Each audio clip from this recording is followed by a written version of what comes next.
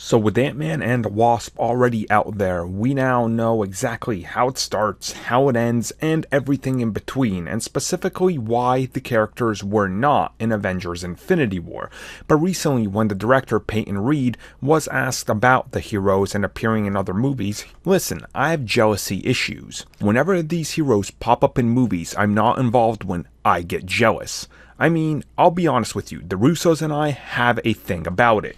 It was important to have this movie be a standalone thing, its own beginning, middle, and end, and sort of be different tonally than obviously Avengers Infinity War. For me, it was really about taking what we had done with these characters in the first movie and forwarding them in a way that were interesting and hopefully unexpected. So honestly, it kind of makes sense what he's talking about. Like, look, when you're a director and you set a tone for all of these characters and you set what their universe is and who they are, when you have to pass it off to somebody else, naturally you're going to be like, oh, can you do this and that? But we know Marvel Studios actually talks to all the directors and tries to convey everything properly so there's no missing link in between everything. Like the Guardians, obviously James Gunn was involved with how they would be brought to the screen.